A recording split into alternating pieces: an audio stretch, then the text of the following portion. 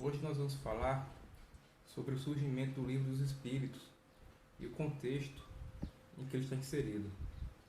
Antes do surgimento do Livro dos Espíritos, como nós sabemos, houve o fenômeno das Irmãs Fox, em Harrisville, uma cidade próxima a Nova York, nos Estados Unidos, né?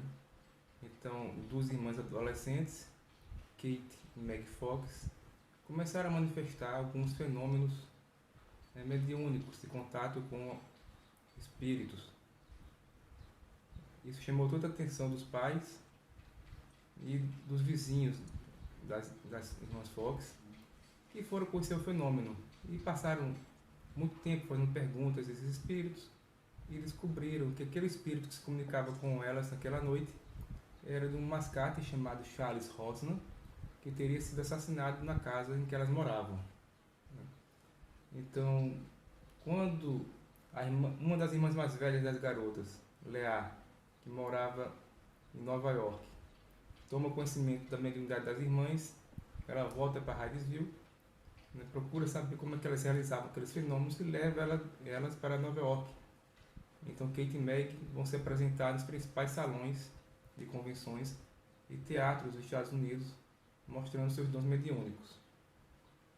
Era uma época que a mediunidade já era vista com um certo interesse. Não um interesse assim, científico, mas de curiosidade, de comunicação com os mortos. E já havia nessa época das Irmãs Fox o fenômeno das mesas girantes. E esse fenômeno das mesas girantes e outros vão se espalhando para a Europa. Chega na Alemanha, na Bélgica, na Inglaterra e posteriormente à França, terra de Allan Kardec. Então, na França, o fenômeno das mesas girantes foi visto como um grande divertimento, um grande passatempo. Porém, entre essas pessoas que presenciavam os fenômenos estavam pessoas mais interessadas em pesquisá-lo mais a fundo. Uma dessas pessoas era o Sr. Fortier, amigo do professor Hippolyte Léon Denisard Rivail, né, que mais tarde seria Allan Kardec, que, entusiasmado com os fenômenos das mesas girantes, voadoras, ele conversa com Rivail mais uma vez, todo empolgado, e Rivail não levava a sério, né? Ele chegou a teorizar algumas possibilidades, como magnetismo animal, eletricidade, mas ele não levava a sério. Imagine quando então Fortier disse que além das mesas voarem, elas também se comunicavam. Aí o professor Rivail ficou mais cético ainda, porque ele era um homem de ciência. Ele não era um homem de acreditar em qualquer coisa só por ouvir. Ele precisava ver, verificar e experimentar. Então, depois de muitos apelos do Sr. Fortier, ele resolveu ceder e foi com ele a uma sessão presenciar o fenômeno das mesas girantes. Então, o Rivail, ele investigou todas as possibilidades de fraude que poderia haver ali. Mecanismos, ação dos participantes da mesa, e não encontrou nada que desabonasse aquele fenômeno. Pelo contrário, ele ficou muito interessado quando percebeu que muitas daquelas comunicações atribuídas aos espíritos estavam além do conhecimento cultural dos participantes da mesa. Aquilo intrigou muito. Então ele passou a frequentar outras sessões, né, interessado no fenômeno, até que um espírito denominado Verdade lhe comunica, né, que em uma vida anterior como druida ele tinha usado o nome de Allan Kardec e que ele seria responsável pela elaboração de uma nova doutrina. Então Rivail, após ponderar e fazer muitas perguntas, esse espírito se convence da sua missão e resolve elaborar essa nova doutrina, que seria trazida ao mundo justamente com o lançamento do Livro dos Espíritos. Rivail, como já dissemos anteriormente, era um homem de ciência, uma pessoa que estudou em Yverdon, na Suíça, com nada menos que Pestalozzi. Lá ele teve a oportunidade de se aprofundar em algumas disciplinas como física, astronomia e outras matérias científicas, além de se aprofundar em outras línguas estrangeiras. Kardec era poliglota, falava 5 línguas diferentes. E, imbuído desse positivismo e desse iluminismo preponderante na Europa, e que influenciaram demais a ciência do século XIX, que chegou a acreditar que colocaria muitas verdades religiosas por terra, porque havia muitas descobertas científicas no ramo da botânica, no ramo da genética, né? E para você ver como era tão efervescente a ciência da época de Rivaio, apenas 2 anos depois do lançamento do Livro dos Espíritos, foi lançado A Origem das Espécies, Charles Darwin. O Livro dos Espíritos já tratava de evolução, a evolução do espírito. E Darwin, 2 anos depois, traz a evolução das espécies, da matéria, do homem bruto, da matéria densa, em nossos corpos. Então foi uma época de muita revolução científica. E Allan Kardec estava inserido nisso, né? Então, após muito pesquisar, muito questionar, o professor Rivaz se deparou com uma questão muito importante. Como saber se essas mensagens que estão chegando dos espíritos são confiáveis? Como saber se esses espíritos são quem dizem ser? Qual a garantia que eu tenho disso? Após refletir muito sobre isso, Rivaio, como homem de ciência que era, desenvolveu uma metodologia que chamou de controle universal do ensino dos espíritos. Esse controle servia para aferir as respostas dadas pelos espíritos da seguinte maneira: Kardec, se utilizando de médios diferentes que não tinham contato entre si, repetia para eles as mesmas perguntas, como por exemplo, o que é Deus? Que é a primeira pergunta do Livro dos Espíritos. Então ele analisava, comparava e refletia sobre essas respostas. Se essas respostas fossem coerentes entre si, se elas fossem uniformes quanto ao seu conteúdo, Allan Kardec considerava que poderia sim ser uma verdade doutrinária do Espiritismo. Mas para isso, além do controle universal, essas respostas passavam pelo crivo pessoal do próprio Kardec. Por isso não é correto chamar Kardec de codificador. Ele não foi apenas um mero secretário dos Espíritos. Ele é seu coautor. Ele é o fundador da doutrina espírita. Então, através desse controle, ele pôde estabelecer uma segurança para assimilar o que comporia o corpo doutrinário do Espiritismo.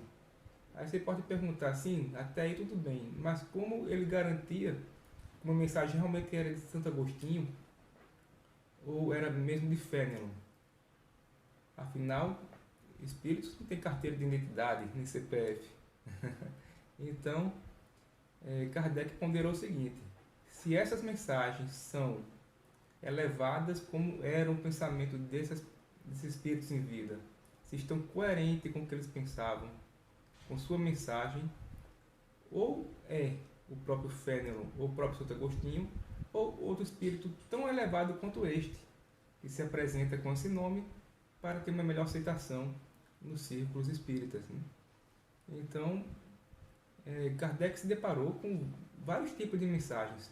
Mensagens frívolas, grosseiras, mistificadoras e de alto conhecimento moral e filosófico. A partir daí ele pode estabelecer a escala espírita, que está contida lá no Livro dos Espíritos, onde ele classifica os espíritos por seu grau de evolução moral.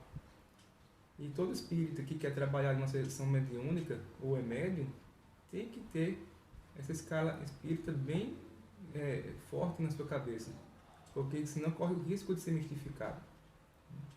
Então o Livro dos Espíritos vai surgir justamente nesse contexto de revolução científica, de novas ideias positivistas e iluministas. E tem a marca pessoal do professor Rivaio. A gente pode até dizer que Rivaio é o verdadeiro coautor da doutrina, é o verdadeiro fundador. E Allan Kardec, após o lançamento do Livro dos Espíritos, que é o momento que o Allan Kardec surge no cenário, se torna o guardião da doutrina, codificada por Rivaio. É ele quem vai estabelecer os próximos livros e defender a doutrina espírita dos ataques de seus inimigos na revista espírita, Então, não pensem que a missão de Kardec foi fácil, porque ele foi atacado por acadêmicos, foi atacado por cientistas, foi atacado pela Igreja Católica e outros segmentos se sentiram incomodados com as revelações do Espiritismo. Então, além de elaborar uma nova doutrina, de lançar o Livro dos Médiuns, o Evangelho segundo o Espiritismo, a Gênese, e cuidar da Revista Espírita por 12 anos, ele ainda teve que se virar contra esses ataques pessoais e contra a doutrina. Porque os seus opositores, quando não conseguiam refutar os pontos da doutrina, atacavam o próprio Kardec. Então Kardec foi taxado de tudo. E até com ironia chamavam ele de Papa, de Mestre, né? Uma forma de ironizá-lo. Né? E desde o início, a Igreja Católica foi sua mais feroz perseguidora, né? Porque para a Igreja Católica, Kardec não estava elaborando nova doutrina, mas sim uma nova religião. E isso incomodava muito a Igreja Católica, porque o espiritismo estava crescendo justamente nos setores que a Igreja Católica tem mais influência, que era na alta sociedade. Então, imperadores, médicos, cientistas, advogados estavam se convertendo ao espiritismo. O espiritismo trazia respostas que a Igreja Católica não conseguia responder. Então, muitas pessoas realmente migraram, trocaram a religião católica pela doutrina espírita. E isso incomodou por demais. Né? Mas de onde vieram os piores ataques do espiritismo não foram nem da Igreja Católica. Mas como Kardec foi avisado anteriormente pelo Espírito da Verdade, os principais opositores do espiritismo estariam dentro da própria doutrina, seus próprios adeptos. Então Kardec se deparou com pessoas que não aceitavam como líder da doutrina espírita, ele não se importou com isso, que ele não queria ser visto como líder, nem queria messiânico que detinha todo o conhecimento, toda a verdade. Ele se deparou com espíritas que queriam fazer um espiritismo sem espíritos.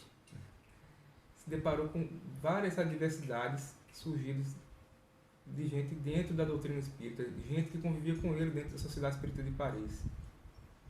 Então, mas o pior golpe que ele recebeu dos adeptos, né, apesar de todas essas acusações que ele procurou responder sempre com educação e polidez, foi o lançamento do livro Os Quatro Evangelhos, do advogado Jean-Baptiste Rustem, da cidade de Bordeaux.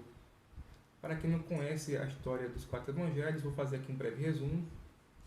O Jean-Baptiste Rustem era um advogado de sucesso em Bordeaux, ralou muito para chegar onde chegou e trabalhava tanto que ele teve uma crise de estresse fortíssima, né?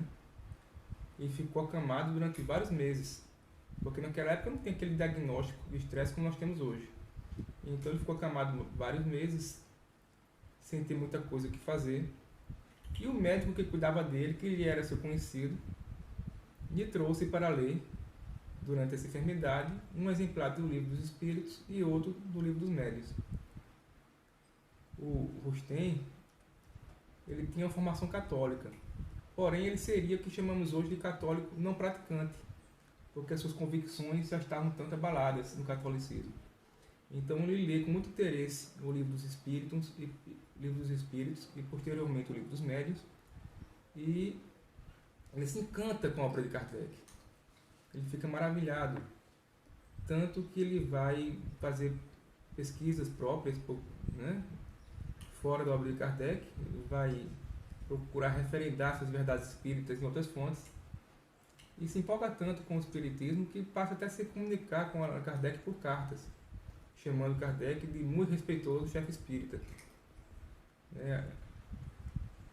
E se estabeleceu entre eles, assim, uma certa afinidade, pelo menos que a gente pode aprender das cartas que foram trocadas entre eles. Mas passa-se um tempo e Allan Kardec passa a não receber mais as cartas do Rustem. Kardec havia sido advertido pelo Espírito de Verdade que ali em Bordeaux, onde vivia o Rustem, surgiria uma das principais oposições ao espiritismo. Não sei se isso influiu no afastamento dos dois, Mas a verdade é que, durante esse afastamento, o Rustem conheceu uma médium chamada Emily Conlignon. E através dela, né, em sessões que ele realizou com ela, foi-lhe informado que ele, Rustem, estaria confinado em trazer uma obra para complementar a doutrina espírita. Essa obra seria ditada pelos apóstolos, né? João, Mateus, Lucas e outros. E teria o título dos 4 evangelhos, a revelação da revelação. Por que esse subtítulo, a revelação da revelação? Porque a doutrina de Allan Kardec, quando ela é elaborada, quando chega ao mundo, Kardec a coloca como a terceira revelação da lei de Deus. Então, sendo a terceira revelação da lei de Deus, o Consolador prometido por Jesus, é assim que Kardec posiciona o Espiritismo dentro do campo religioso. E o Rustem vai dizer que sua obra é justamente a revelação da revelação, porque ele vem complementar a obra de Kardec e trazer informações que a Kardec não coube trazer. Então, utilizando apenas essa médium, Emily Conlignon, sem aplicar o controle universal do ensino dos espíritos, o Rustem decide lançar sua obra, 4 volumes, totalizando cerca de 2.000 páginas. E essa obra vai ser analisada depois por Kardec na Revista Espírita. E a análise de Kardec é muito interessante, porque primeiro ele vai dizer que no aspecto moral, a obra não fica nada a dever ao Livro dos Espíritos. Mas, e esse mais é muito importante, no aspecto doutrinário, no aspecto das verdades que o Espiritismo aceita, ele postergou essa análise porque Kardec disse que deveriam ser submetidas ao controle universal e que só o tempo lhes dará ou não razão. Então você pode perceber que Kardec realmente não citava qualquer tipo de informação que lhe chegava. Na Revista Espírita ele foi muito educado, muito polido. Mas segundo Marcel Sotomayor, na biografia sobre Allan Kardec, lançada em 2013, ele diz o seguinte, que nos bastidores Kardec foi menos polido. Entre as pessoas de confiança, sua intimidade, Kardec desceu o sarrafo na obra de Rustem, principalmente porque ele se utilizou de uma única médium e não aplicou o controle universal. Né? Talvez por causa da análise de Kardec, a obra Os 4 Evangelhos vai encalhar nas livrarias francesas. Embora Kardec tivesse ficado preocupado em relação a isso, né? Sobre essa ousadia dessa obra se apresentar como uma revelação da revelação. A obra encalha, né? Mas mesmo assim, incomodado, Kardec, em seu último livro, A Gênese, ele procura derrubar a base do livro, que é justamente o corpo fluídico de Jesus. Rustem dizia que Jesus, por ser um ser superior, de alta elevação, um espírito puro, não poderia ser fruto do pecado. Então, nada na vida de Jesus foi real. Do seu nascimento à sua morte, tudo na vida de Jesus foi uma ilusão, uma aparência. Do ato de mamar à sua morte na crucificação. Allan Kardec ficou revoltado com isso, porque ele considerava que essa tese, ao invés de engrandecer Jesus, o rebaixava. Porque o rebaixava a um mero ilusionista, um mero enganador. E alguém com a elevação moral de Jesus não poderia se prestar a isso. Né? E outras teses que também incomodaram Kardec foi a reencarnação como um castigo. Os espíritos que reencarnavam porque faliram. Né? Porque a evolução moral do espírito, segundo Rustem, se dá em linha reta. Quem reencarna é porque falhou nessa evolução. É um castigo estar aqui na Terra. E Kardec diz o contrário. Diz que a reencarnação é necessária para a evolução moral do espírito. Que sua passagem no mundo corporal vai complementar a sua formação. As experiências que ele vai ter aqui vão solidificá-lo para a sua evolução moral. E Kardec procura derrubar essas teses de forma definitiva em A Gênese. Tanto ele consegue incomodar Rustem e seus seguidores, que após o desencarne de Kardec, anos depois do lançamento da Gênese, é lançada uma segunda edição dos Quatro Evangelhos, que diz as más línguas, foi um aproveitamento da primeira edição encalhada, acrescido apenas um prefácio, onde estes criticavam Kardec por seu posicionamento contra a obra. Mas aí Kardec já não estava mais entre nós para se defender. Né? Mas sabemos onde você quis chegar com tudo isso. Trazer essa contextualização, o Livro dos Espíritos, Quatro Evangelhos. Estou querendo contextualizar pelo seguinte. Estamos vendo que Kardec foi uma pessoa muito rigorosa em suas obras. Foi um cientista, foi um pedagogo, foi alguém que estudou com o Pestalozzi.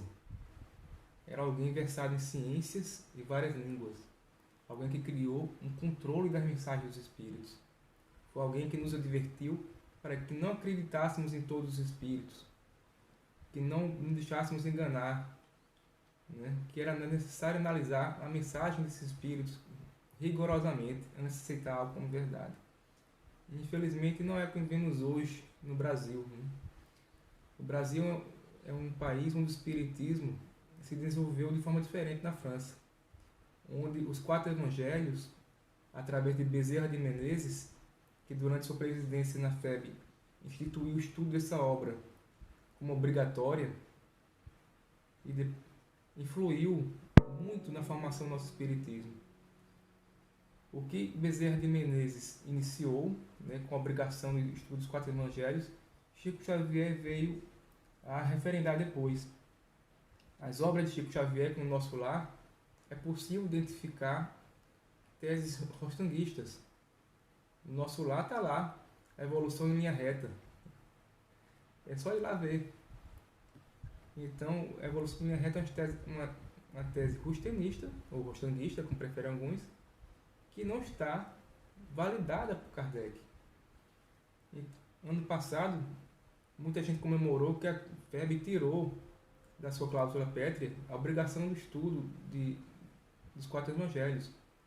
Porém, de que adianta ter tirado essa obrigatoriedade se essas teses já estão explicitadas em vários romances mediúnicos? Mas sabendo como é que a gente vai saber diferenciar isso aí? Onde estão essas teses? Como vamos poder identificá-las e rejeitá-las? Só tem um jeito, é estudar Allan Kardec. Não se limitar apenas ao que se convencionou chamar de Pentateuco. Também a Revista Espírita. A Revista Espírita é fundamental, porque ali é Allan Kardec em estado puro. Allan Kardec demonstrando suas análises, seu rigor, né? Discutindo com os leitores, explicando, fazendo aquilo que eu disse no começo. Allan Kardec foi guardião da doutrina espírita e Rivaio, seu fundador. Né? Então é necessário estudar Allan Kardec. E outros grandes vultos também, claro. Não devemos nos fechar em Kardec. Também tem Leon Denis, tem o Bozano e tantos outros que trouxeram grandes contribuições para a doutrina espírita. Mas Allan Kardec é e sempre será o pilar fundamental da doutrina espírita. Não fosse o seu trabalho de seleção, de controle, de advertências, a doutrina espírita não seria o que conhecemos hoje. E talvez não tivesse nem vingado na própria França. Então, o que eu posso recomendar é que a gente se aprofunde mais nos estudos de Allan Kardec. Que os centros espíritas do Brasil deem prioridade às obras de Kardec nos seus estudos doutrinários. A gente vê alguns materiais que são usados em centros espíritas que não têm muito fundamento, mas que são usados até em substituição a Kardec. Alguns romances, né, que se tornaram clássicos. Não estou dizendo que nessas obras não tenha nada de valor. Você pode ter alguma coisa de valor nessas obras sim, mas é importante ter esse critério. É importante você refletir sobre o que está lendo. Nós somos humanos, somos racionais, não somos lagartixas para ficar balançando a cabeça. Então, se nós queremos realmente ser espíritas que não aceitam qualquer tipo de revelação, espíritas com E maiúsculo, né? Espíritas sérios que valorizam a doutrina que professam, a gente tem que escutar mais Kardec, sim. Kardec sempre será a nossa base fundamental, sempre será o pilar da sua doutrina. Alguém pode vir um dia ser melhor que Kardec, superar a obra dele? Pode. Mas enquanto esse novo autor não surge, essa nova obra não vem, Kardec será nosso referencial. Hoje e sempre. Então era isso que eu tinha para dizer para vocês, né? Espero ter esclarecido algumas coisas. Não tenho aqui a pretensão de ser dono da verdade, de ter feito uma palestra. A minha intenção aqui era de um bate-papo informal entre amigos. Alguns podem até estar se perguntando por que não fiz uma live. Bom, quem participou das primeiras lives do Observador Espírita, de Arthur e Anderson, onde eu fui mediador, vai lembrar com certeza que eu tive problemas de áudio. Então tudo que eu falava ecoava, ficava um eco e nem eu me entendia, nem vocês entendiam. Então, para evitar esse tipo de situação e problema, eu resolvi gravar esse vídeo, né, para ficar com um áudio mais legal, mais tranquilo, de fácil entendimento. E a gente foge até daqueles travamentos da live, né? Que está tendo muita live no Instagram, simultaneamente, e dá aquelas travadinhas, dá falha no áudio. Bom, eu espero que vocês tenham gostado, que a gente possa posteriormente manter contato pelo Instagram, pelo YouTube do Observador Espírita. O Facebook eu não tenho usado muito ultimamente, mas se postarem coisa por lá, vou ver. Posso até melhorar, mas eu vejo, tá? Mas quem quiser realmente trocar uma ideia comigo, eu estou sempre presente no Twitter e no Instagram, tá certo? Depois eu deixo aqui abaixo na descrição do canal os dois. Um abraço para vocês, viu? Muito obrigado pela atenção. Até logo.